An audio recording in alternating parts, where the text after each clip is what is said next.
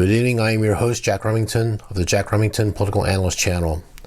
Got a tough case again today. It's the former Miami Dolphins head coach, Brian Flores, following a lawsuit against the National Football League for racial discrimination for not being selected for the head coaching job of the New York Giants. So let's see if we can figure this out. I'm going to tell you why I'm making this video. Is that I like Brian Flores. I think he's a great coach, but he's overlooking something. He has a fatal flaw in his logic, and he has a fatal flaw in his lawsuit. Okay, let's get into this. Let's make the most of it. That's what we can. And there's a big part of me that doesn't want to see things like this in the NFL. So what I got to do here, I got to give you my qualifications is why this topic is in my wheelhouse. And hear me out. Give me a chance. This is my 55th or 56th year of following the NFL since I was a small boy. I'm an NFL fanatic forever. In my adult life, I'm the guy. I used to go to Vegas 26 weeks a year to my wife and daughter's chagrin and disappointment, but I would take them with me sometimes. And I used to join contests. I would handicap the games. I'd bet on the games and was part of a betting syndicate. And I did this for many, many years. And I won. I beat the NFL most of the time. I had a couple losing seasons, but all in all, it's the only thing in gambling and gaming I can beat is the NFL for some reason. So I'm here to tell you, I'm making a statement, and I can back this up. I know a lot about the NFL, and you'll be hard challenged to find a harder working, tougher NFL handicapper than me. So having said that, instead of brag, I don't like to talk good about myself. I like to be able to prove what I say and back up what I say, and I'm going to do that in this video here. Brian Flores, he's going to be 41 years old in a couple of weeks in the latter part of February, and he has spent 95% of his adult life in football.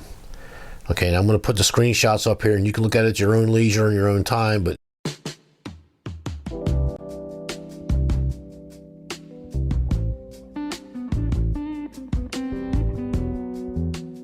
touched that he was 23 years old when he was hired as New England Patriots scouting assistant.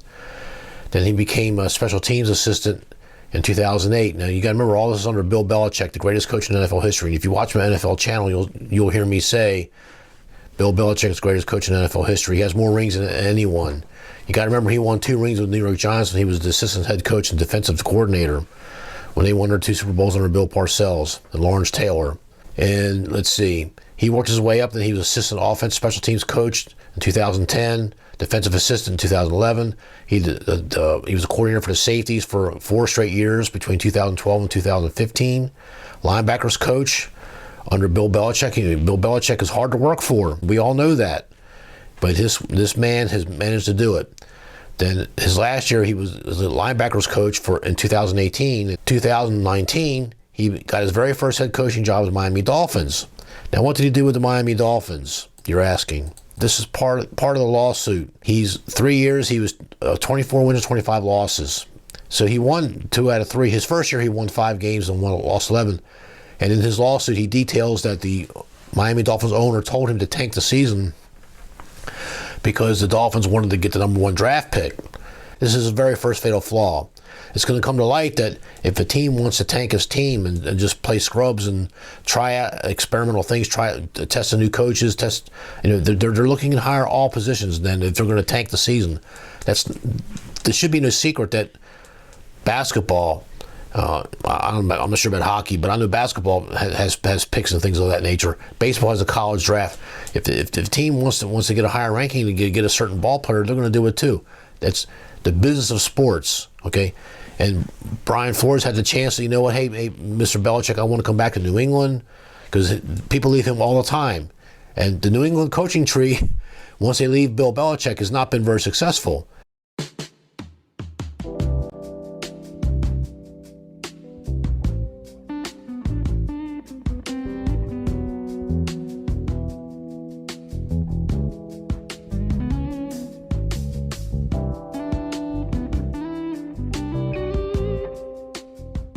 So that's going to work against Brian Flores, okay? So you can call that the third fatal flaw, but the second fatal flaw I'm pointing out is that he should have either said, "Hey, Mr. Ross, the owner of the Miami Dolphins, I don't want to tank. I want to win. I want to be a winner." And Mr. Ross and him could have sat and worked out a deal. And then he said, "You know what? I need a coach who's going to tank this team, and I know what your expectations were, but I'm the employer and you're an employee, and this is what I need you to tank these games. And he gave a bonus of a certain amount of money for every loss that the Dolphins would accumulate. It's not a secret that this happened. And Brian Flores forgot, just like Colin Kaepernick for the 49ers, the take a knee guy. They forgot what the NFL is. It is 32 owners that own a league. They set the rules. They hire a commissioner. They get everything certified. They get everything on the up and up with the Federal Trade Commission and everything else. It's their league. They make the rules, okay? And they all have their week-long gala fest, and they pat each other on the back. They're all billionaires, and they go to Hawaii once a year. So, well, maybe it's twice a year now, but in my day it was once a year, and it was 2 or 3 days. Now it's a week, and they kick things around, rule changes, things of that nature. He forgot what the NFL is. He's been so long, and he's so upset, and he's angry. He's got blinders on his eyes. He's looking for racism. But the fatal flaw I'm going to tell you right now, his biggest fatal flaw, the number one flaw why he's going to lose this lawsuit, is because he's hanging on to the Rooney Rule. Okay, the Rooney Rule is not a guarantee for getting the job. The Rooney Rule was put in there. The Rooney Rule encourages hiring best practices to foster and provide opportunity to diverse leadership throughout the NFL. Through hiring best practices, the Rooney Rule aims to increase the number of minorities hired in head coach, general manager, and executive positions. This diversity enriches the game and creates a more effective quality organization from top to bottom. And I have not met one person in my life that disagrees with this Rooney Rule, but there is no guarantee that they're going to hire the person. They're only offering them the opportunity for an interview.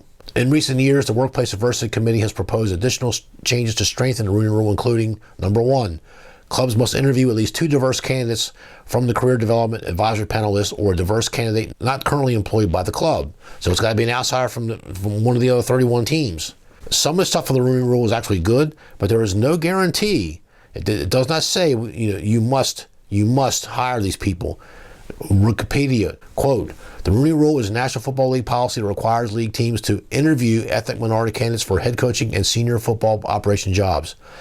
It is an example of affirmative action, even though there is no hiring quota, hiring preferences given to minorities, only an interviewing quota. It was established in 2003, and variations of the rule are now in place in other industries. The Rooney Rule was created as a reaction to the 2002 firings of head coaches Tony Dungy of the Tampa Bay Buccaneers and Dennis Green of the Minnesota Vikings, at a time when Dungy had a winning record and Green had just left his first losing season in 10 years. Shortly afterwards, U.S. civil rights attorneys Cyrus Mary and Johnny Cochran released a study showing that black head coaches, despite winning a higher percentage of games, were less likely to be hired and more likely to be fired than their white counterparts.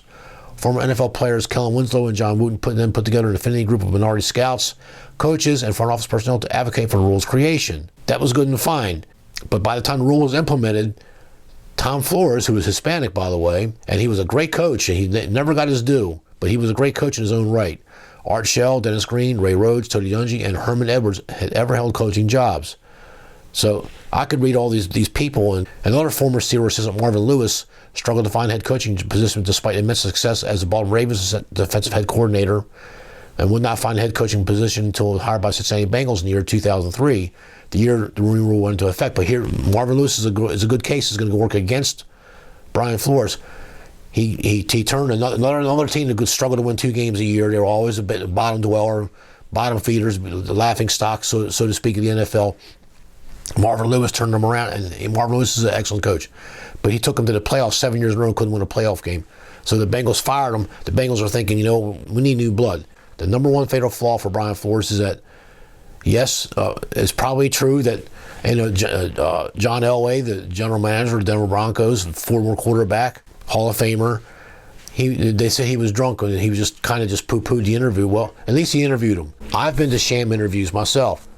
My wife has. Everybody I know has been to a sham interview at some time in their life.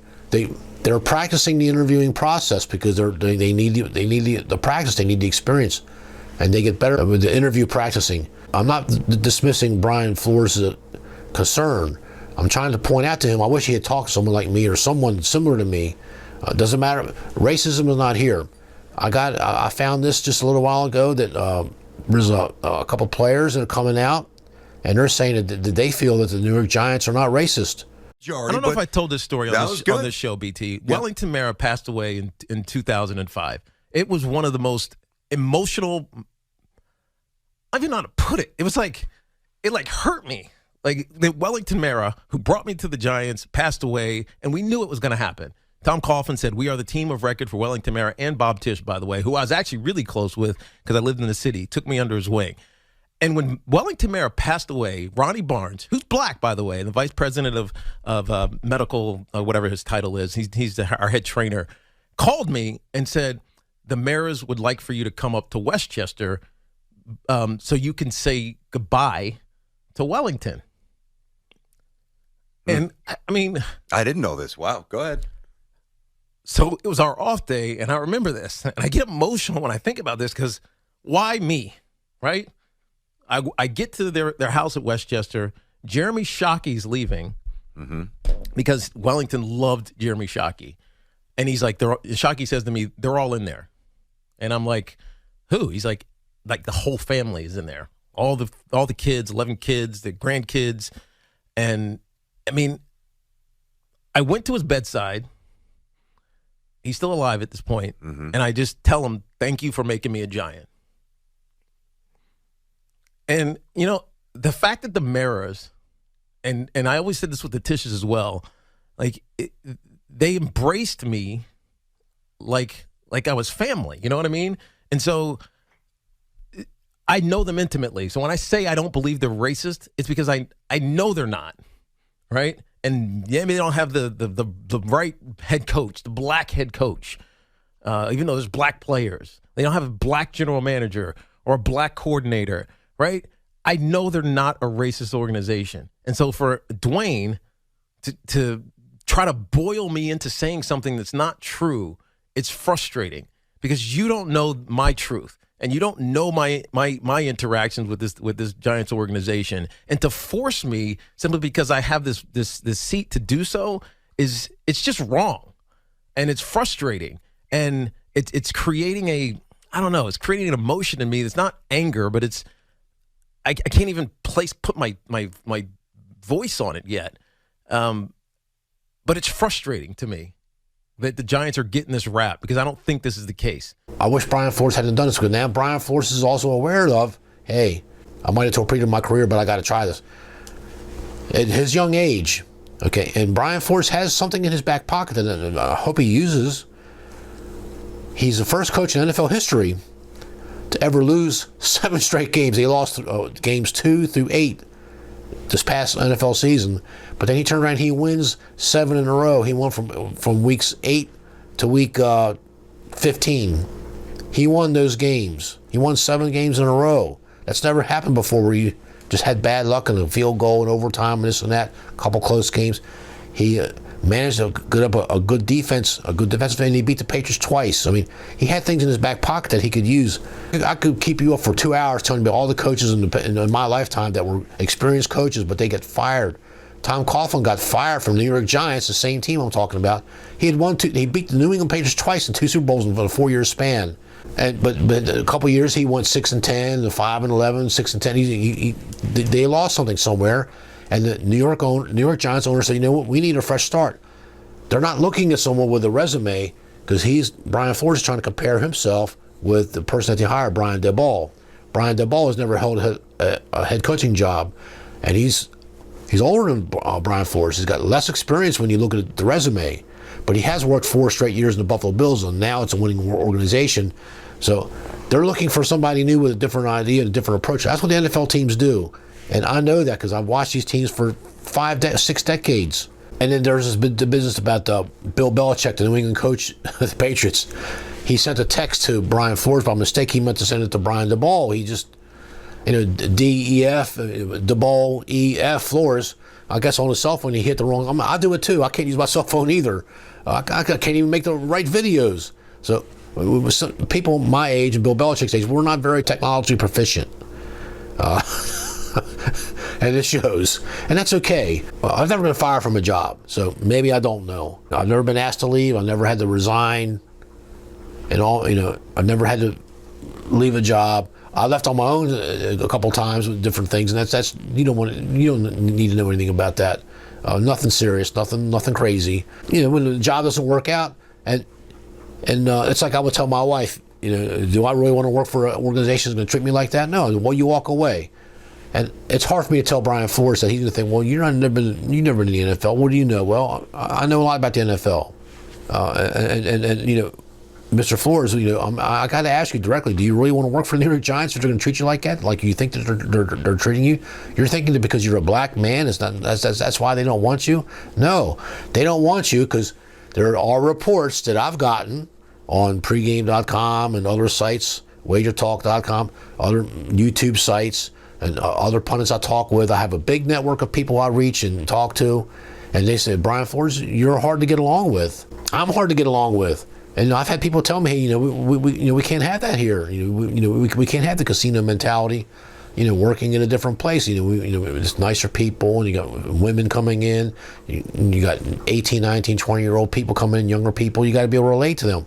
They're right, and I would be wrong. And I can't believe I'm saying this on camera for the world to see, because they're going to think, that's not the Jack I know. But no, I'm trying to help. I'm actually trying to help Brian Flores. I wish he would drop this lawsuit and take a year off, pick up the pieces, make an apology, say, I didn't mean to file a lawsuit, and I shouldn't. I'm not telling you to back down as a man. I'm telling you, think about the long term. Think about your children that you're mentioning in your video. Think about you want them to grow up, and you're thinking of the future coaches. You don't have to be the martyr. You don't have to be the sacrificial lamb. The rules are in place, and there's things there's things readily available, but the racism is not it. I think it's a dead horse, me personally. White people face discrimination too. They've been victims of race. I've been turned down and was seen them hire a young Hispanic lady for the job. They had to pay her a little less than what they had to pay me, but and that's something else I want to bring up really quick too. Maybe Brian DeBall is so happy to get the job. The Giants paying him the NFL minimum. You're an experienced coach, Brian Flores. I mean, they got to pay you something. Maybe they don't want to pay you. The Giants won what they won 3-4 games last year. The worst offense in NFL history was the New York Giants. They were worse than the Jacksonville Jaguars on offense. There's a lot of things that is not being talked about on none of these sites I've looked at about the salaries or anything technical for the actual job itself. And I hate to say this, but the New York Giants are kind of notoriously cheap, and it's a tough market to work. I mean, the Jets. The New York, Chicago, and Los Angeles. I mean, it's big news. The big market teams and a lot of fan pressure. And they got the New York Post bashing them, the New York Times bashing them when they lose a game, when they're looking bad. A lot of pressure, a lot of media coverage. Are you sure you want to work for a team like that, Brian Flores? I mean, patch up your relationship with Bill Belichick and say, hey, can you help me get a job somewhere? And I'm sure he would have done it. I can't speak for Bill Belichick. I don't have the right to speak for Bill Belichick. I don't have the right to speak for any NFL. Where all these people you see on these channels, YouTube and Instagram, Facebook and whatever, Twitter, okay, we're all armchair quarterbacks in our little armchair. We're not on the field watching these guys to earn money to play a game and get that ball to the end zone and put the points on the board. And I want to talk about something else really quick while I'm thinking about it. When I was a boy growing up, the NFL, National Football League, maybe was 15% black American men. The rest were white men. And then you would get the occasional Hispanic Latino guy. Tom Flores was a quarterback for the Oakland Raiders.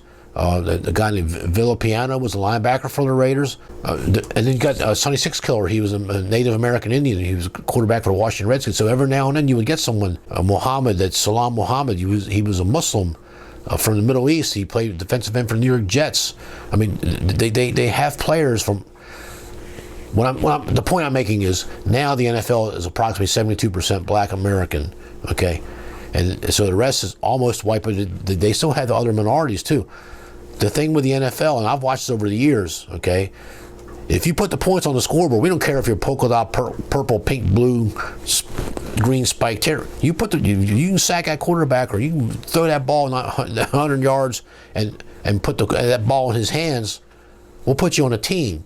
But here's the thing: when black Americans were going to college, where they were walk-ons, Otis Sistrunk was a walk-on for the Oakland Raiders, big defensive end. He never played college. Okay, they made it. Okay, he had no college experience. I mean, I have no script here. I'm just popped in my head. That's how I do most of my videos. But I'm here to tell you, that's how I do my NFL videos. I don't need a script for the NFL. And you watch my channel and you'll see it. a lot of black American men, and I went to school, I played ball too. I tried for my high school, I tried for University of Maryland, I did all that stuff. There weren't that many black Americans that would try for the quarterback position. None of them ever thought that, well, maybe I could become a coach. A lot of them didn't enter the field until that came later. So when this guy became a head coach. Tony Dungy became a head coach. Mike Tomlin for the Steelers, he's still with the Steelers. Dennis Green is a little different, and the Marvin Lewis case is a little different. But there's been some successful black NFL coaches. No one talks about it until something like this comes up now. And there's plenty of assistants. Todd Bowles was the coach for the Jets. They only won 5-4-3, and the owner, Woody Johnson, the owner of the Jets, said, we're going to go in a different direction. Todd Bowles had a better record than what this Brian Flores guy did. Marty Schottenheimer got fired. He took the Chargers 14-2, but they got beat by Tom Brady and the Patriots. They got fired. Fired a guy. He went 14-2.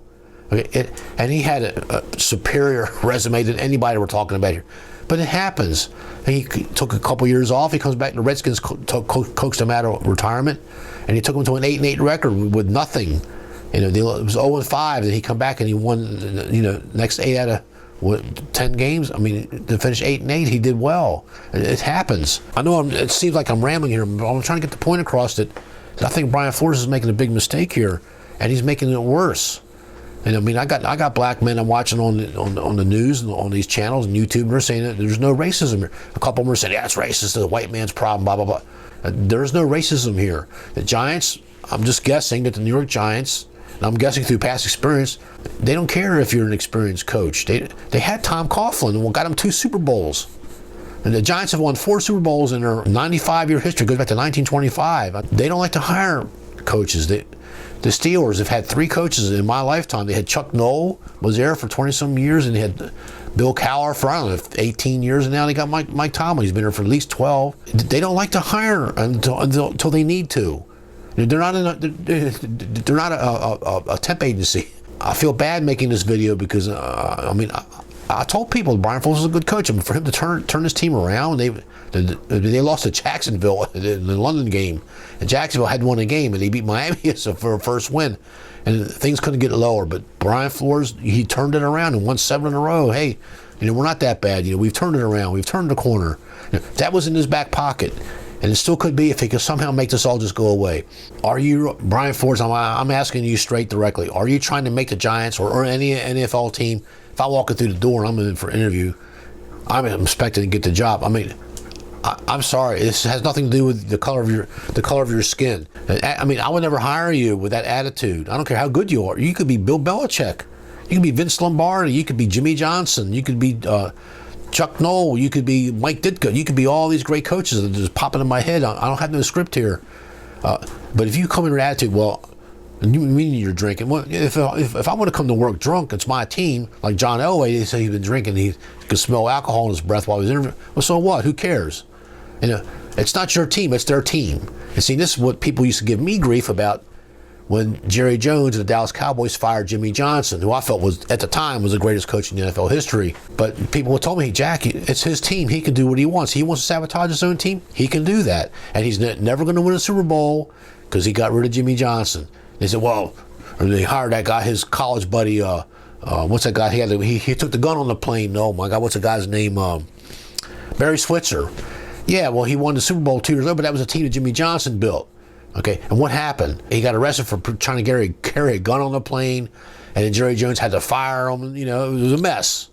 And he said, okay, I'll quit. And Barry Switzer's a good old guy, good old Southern guy, one of the good old boys. Kind of like Jerry Jones in a way. But it's his team. He can do whatever the hell he wants with his team. And people got on Jerry Jones's ass, and they lost 1,000 ticket holders when they fired Jimmy Johnson. And he just won him the 2 Super Bowls in a row. And they got into a bar argument. They played the Super Bowl, I believe it was Tampa. And Jerry Jones ordered everybody out of the bar except the bartender, the bar back, and it was Jimmy Johnson and Jerry Jones. And they were arguing for 4 hours. They almost came to blows several times. Jerry Jones insulted Jimmy Johnson. Jerry Jones told the media, he goes, well, a monkey can run this team. I'm the general manager. I pick the players. A monkey can run this team. He insulted Jimmy Johnson's work and work ethic and everything. He helped assemble those chess pieces that Jerry Jones got him or the chef's salad, as I like to call it. Jerry Jones and any owner, they get you the salad, but it's up to you to mix it, and you make it look right, you make it taste right, and you move the chess pieces. And Jimmy Johnson was excellent at that. Okay, got him 3 Super Bowls, 2 in a row, and then he fires him the next day. How could you do this? But it's his team. But to come in with attitude, well, you didn't hire me because I'm black. I don't see that. And neither is Tiki Barber, neither is a lot of people. I'm just here to tell you that, and there's a Jericho Green, you should watch his video too. He says it pretty well. He did more research than what I did. I'm here to tell you, I'm sorry, Brian Flores. I wish you could turn this around. Because, why do you need to, you're going to be 41 in a couple of weeks. Why do you want to be a martyr for the next 20 years? Do you really want to do that? How did it turn out for Colin Kaepernick? He never played it down in the NFL ever again, did he? Because people forgot, and he forgot too. It's 32 owners. They own that league. They make the rules. They decide. Yeah, I know they got a commissioner, but they can fire that commissioner at any time for any reason or no reason. You have to understand, it's the big boys league. I just wish you hadn't done this, Brian Flores. I really feel bad making this video. I hope you can watch this video, and I hope you can get something out of it. I don't know, it's because maybe I'm a little older, and I see things for what they are, and not just the NFL. And it's happened to me too, Mr. Flores. I've gone. I went to go for a payroll job back in, what year was it?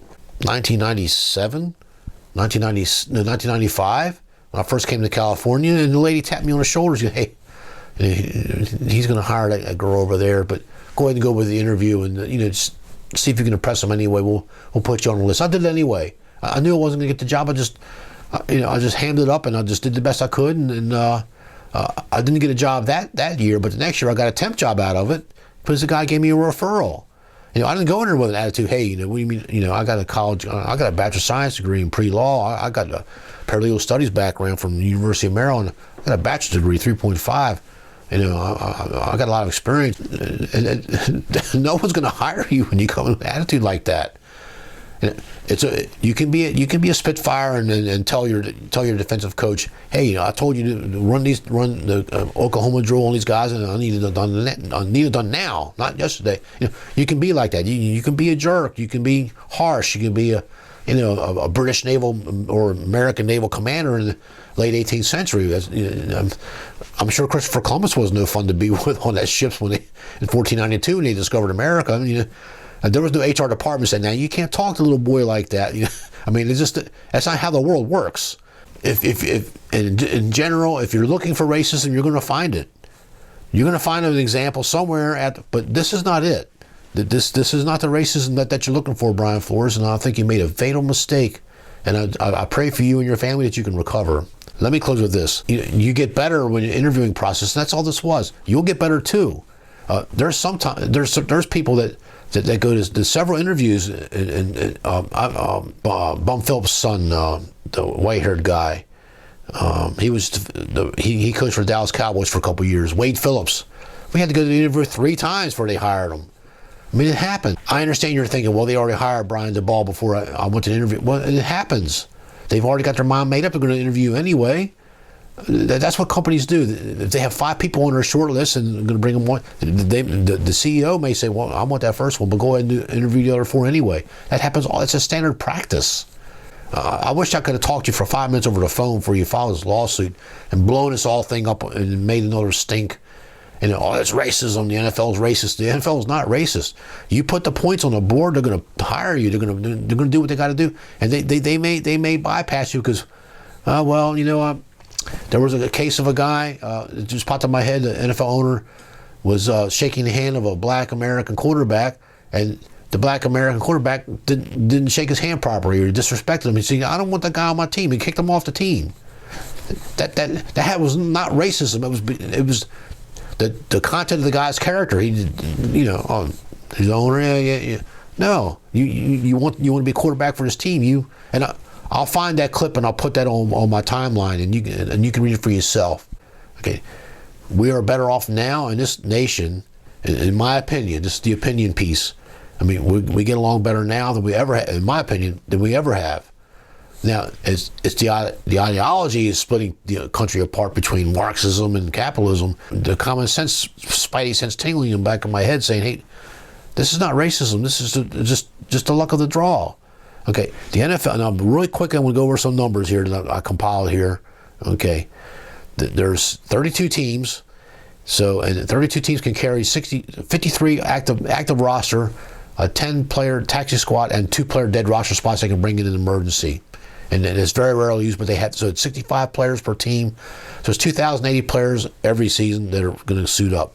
When they go put on injured reserve, they can bring more people. And Tennessee Titans brought in an extra 40-some players, an NFL record. But they still made the playoffs, but they lost. They average 11 coaches per team, so it's 32 teams. So there's anywhere between 350 to 400 coaches, assistant coaches, defensive back coach, quarterbacks coach, lineman coach, whatever. Okay, staffers, equipment, medical tech, media, 50 per team average. So, and there's 32 teams. There's between 1,600 and 2,000 people. There's jobs opening in the NFL, and I know tens of thousands of applicants, and there's over 100,000 men that try to make the team. OTAs, the organized team activities, and the open camps that every team has them. Okay, I used to go watch them just to film them. I wanted to go to Oxnard. They had them here in Oxnard for the Dallas Cowboys, and you could take a year off, you gather your wits, go visit the Patriots at their camp, and go visit the Giants. I guess we won't go visit the Giants, but go visit the Jets. Go visit somebody. I mean, there's teams looking for good help, and that's what I would do, but. And you're not me and I'm not you. I'm just trying to give you the best advice I can, Mr. Flores. I just wish you hadn't done this. He's been in the NFL this long. He should know that they want the fresh start, not necessarily the best candidate. And they may want to pay him the minimum, and you have to have something what the Miami paid you. And let's face it, the Giants are not going to do that. Very few teams are going to do that. And the biggest fatal flaw, I can't believe this. There is no racism. No racism. None. You're barking up the wrong tree with this. Let's say they are racist.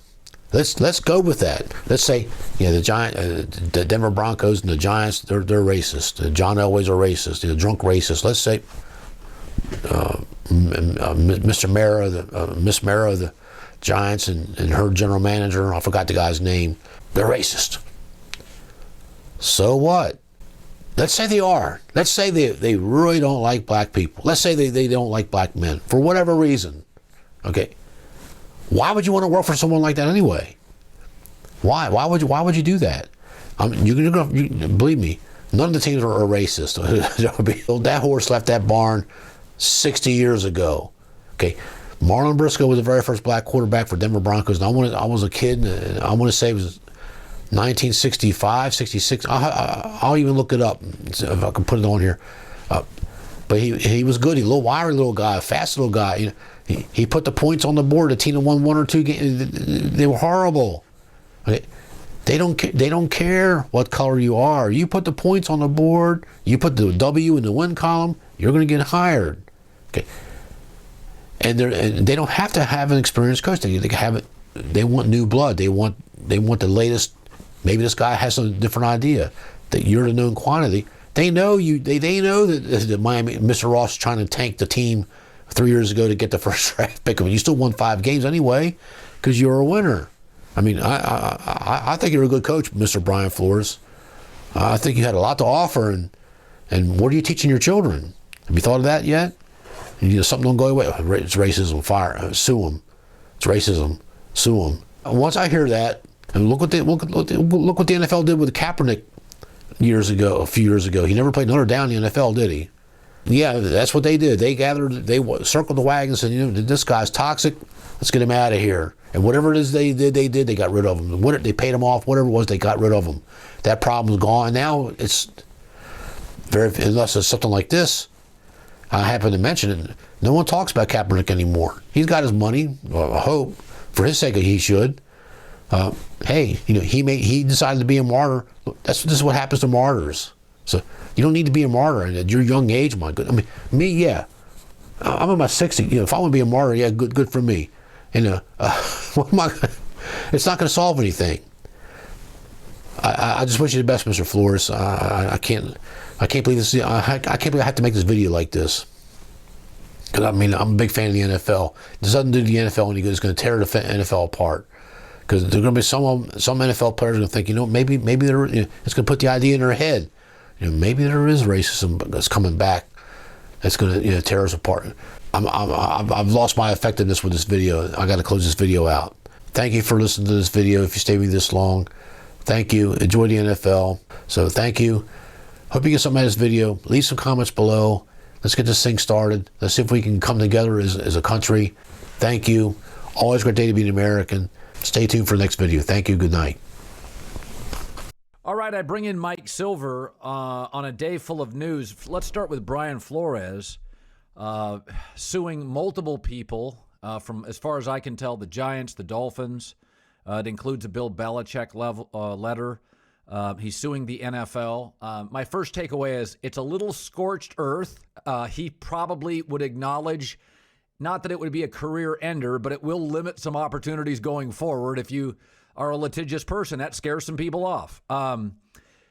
But I always thought the Rooney Rule's a little shammy to begin with. What's your takeaway on the Flores lawsuits? Yeah, Colin, it looks like he snapped, and I can understand and appreciate why any black coach would snap given the overall backdrop of coaching and race in the NFL that I've witnessed in my 33 years covering this league, and before that as a consumer. It's just, there are so many instances where it just doesn't seem fair on a systemic level. And this particular coaching cycle has not gone well. And then if you look at the allegations in this lawsuit, it looks like he experienced some pretty frustrating things on a personal level. There's the text from Bill Belichick that was going to Brian Daboll, but instead went to Brian Flores. Wow. That seemed to indicate that Brian Daboll had the Giants job locked up 3 days before Flores was interviewing. So I think as these things compound, it just starts to feel like it's not a level playing field. And somebody finally snapped to the point where, as you said, he filed a lawsuit that will be certainly frowned upon by prospective employers in this industry. But make no mistake, there are a lot of black coaches that will find this to be heroic. And look, it just hasn't been a good stretch for the NFL in terms of race, including the race norming part of the concussion lawsuit, which hasn't gotten a lot of attention. And I would encourage people to search engine that and do a little more research. But maybe one of the more abominable things I've seen, and that's not just on the NFL, the Players Association signed off on that settlement too. It's since been rectified after attention was drawn to it, but just it hasn't been a great run. And meanwhile, you have a league that has end racism, and it takes all of us in the end zone and on helmets. And it's going to be a great halftime show that appeals to the urban demographic.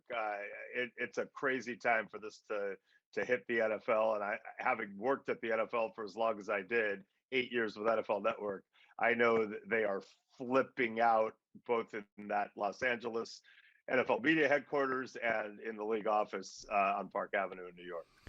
Do we believe an African-American coach will be hired in this cycle? I believe that if you're a team that has not yet hired a coach and you were planning to not hire an African-American coach, you are now thinking about how bad it looks in a different way in the wake of this lawsuit. Now, maybe that won't actually impact the decisions, but not only has it been a rough cycle so far coach-wise for diversity, we have had two very promising young black GMs who've been hired, which is cool, and that's progress. But, it's kind of looking like it's not going to go great with Josh McCown maybe getting Houston, and that's offensive to a lot of white coaches too. I don't want to just put that in the race box. Someone with zero coaching experience getting an NFL head coaching job should offend virtually any coach with experience. But we've seen Matt Eberflus, Jonathan Gannon's getting a lot of run. I think Kevin O'Connell very well may be headed for a job. Mike McDaniel, who is biracial, may have a shot at Miami, but it's not looking awesome. And so I don't know, will this impact what actually happens in the cycle? Tell you one thing, if I were Roger Goodell, I'd be working the phones right now to the owners who haven't yet made hires and saying, hey, anything you could do to help us from a global standpoint right now wouldn't hurt, because we look real bad. Well, I think what really hurts the NFL, Brian Flores won 8 of 9 with Tua and 10 games with Ryan Fitzpatrick and Tua. And both of us from various sources heard that Flores, and this has become a Patriot trend, can be difficult. His interpersonal skills, not very redeeming, fired multiple offensive coordinators. Okay, fine. And I suspect Flores would get another job. Although sometimes, Doug Peterson, by the way, it may take a couple years. Right. It's, by the way, there's not many great jobs out there. The Raiders is considered the best job, and it's one of the worst ownership situations and the toughest division in football. So I always thought Flores would get another job. He probably need to kind of look in the mirror a little bit in his interpersonal skills, which, by the way, Matt Patricia, Josh McDaniels, Charlie Weiss. Yeah. I think I'd put Greg Schiano in that because he's kind of from that same camp. Yeah. Yeah. But when you came on our podcast, I thought, I wouldn't say you took the side, but you understood the Flores. After you did some deep diving, you did understand Flores' dismissal in Miami, I felt. Yeah, and I think you put it really well. A lot of times, black or white, when we see people get fired in a very surprising way in the NFL, when I really dig deep, I find that relations and particularly managing the relationship with ownership tends to be the thing we're missing. And I would put John Dorsey, for example. He was a successful general manager in Kansas City, seemingly, and he's white, and abruptly he was gone.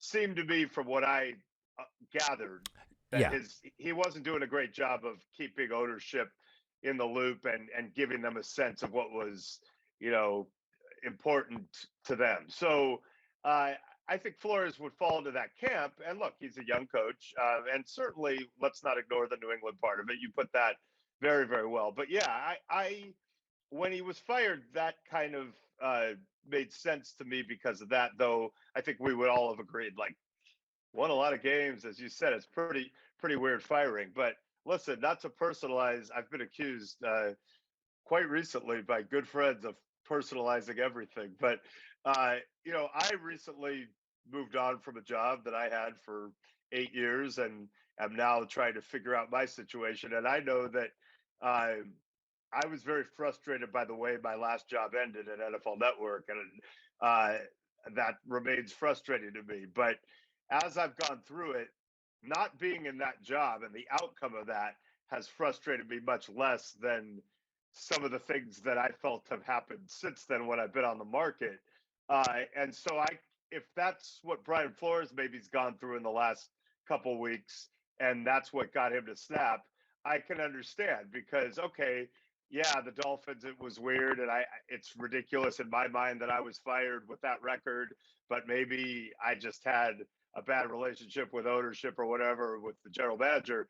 But really, now you're going to make me do a song and dance interview for a job with the New York Giants that I found out from Bill Belichick? If you believe Bill Belichick, it's already in the bag for Brian Daboll.